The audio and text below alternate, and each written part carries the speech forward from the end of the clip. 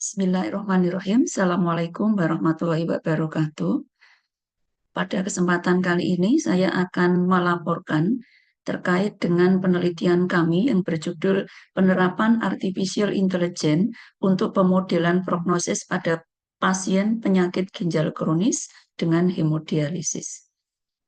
Nah, kami satu tim di sini, saya sebagai ketua Sri Kusuma Dewi, dan kemudian ada 4 anggota kami, yaitu Elisa Gustriwahyuni, Sri Mulyati, Aridanyati Arifin, dan Dr. Linda Rosita.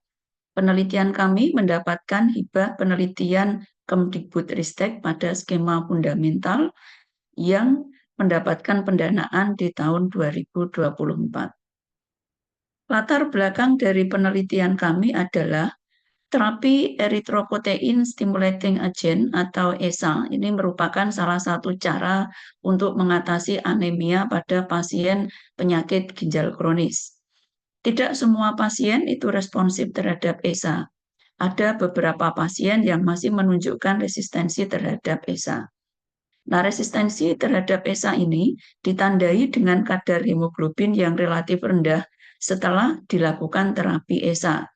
Hal ini dapat dilihat dengan melihat hemoglobin setelah dilakukan terapi dan setelah dilakukan hemodialisis atau sering kita kenal dengan nama hemoglobin posterior. Nah, tujuan dari penelitian kami adalah mengembangkan model basis pengetahuan untuk melakukan klasifikasi terkait dengan status dari pasien, apakah dia termasuk dalam status resisten atau termasuk dalam status responsif terhadap ESA pada pasien yang mengalami penyakit gagal ginjal kronis setelah dia melakukan hemodialisis. Dan kemudian kami juga membangun model untuk memprediksi kadar hemoglobin pasien setelah dilakukan terapi ESA tersebut.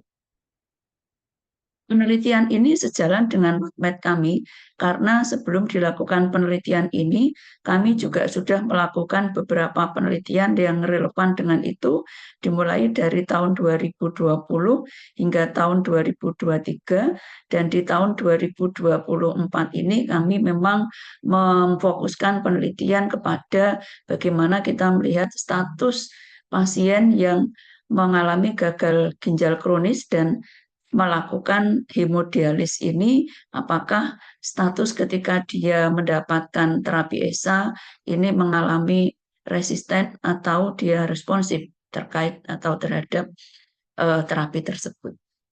Nah, kemudian di 2025 nanti harapannya kita juga melakukan pengujian terkait dengan rekomendasi ini dan bisa diujikan di beberapa rumah sakit yang ada.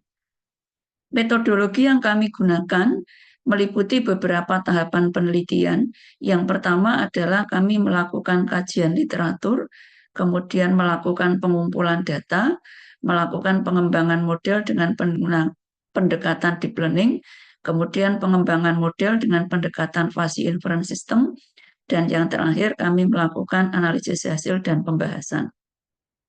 Pengumpulan data dilakukan di beberapa rumah sakit dan ini kami dibantu sepenuhnya oleh anggota tim kami yaitu Dr. Linda Rosita yang sudah mengumpulkan sekitar 122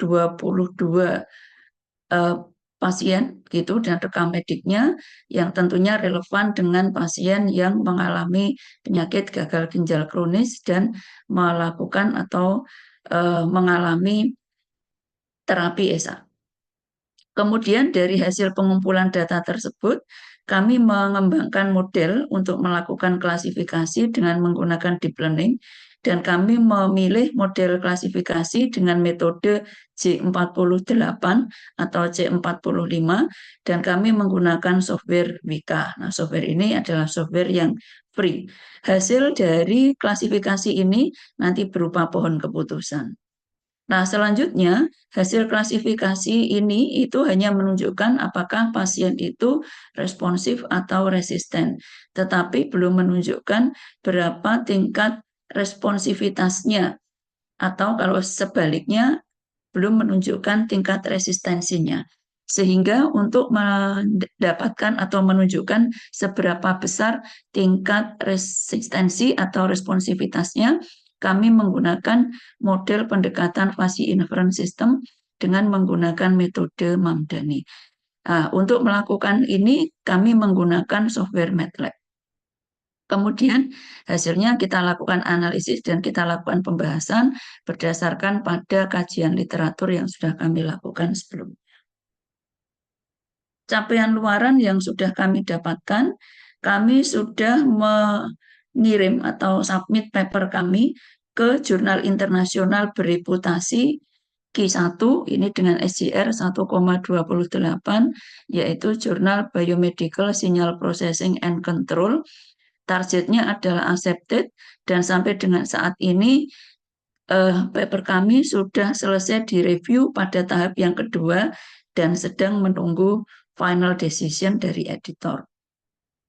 Kemudian kami juga mengembangkan model sistem pendukung keputusan klinis untuk prognosis penyakit ginjal kronis ini, dan ini sudah kami HKI-kan. Model ini berbasis mobile gitu, dan sekarang sudah sampai kepada TKT3 dan sudah mendapatkan HK. Nah, ini adalah gambar dari model yang kami usulkan. Tadi yang pertama adalah hasil dari pohon keputusan yang kita peroleh. Ada beberapa variabel yang terlibat, yaitu hemoglobin sebelum melakukan hemodialis dan hemoglobin sebelum melakukan ESA. Ya.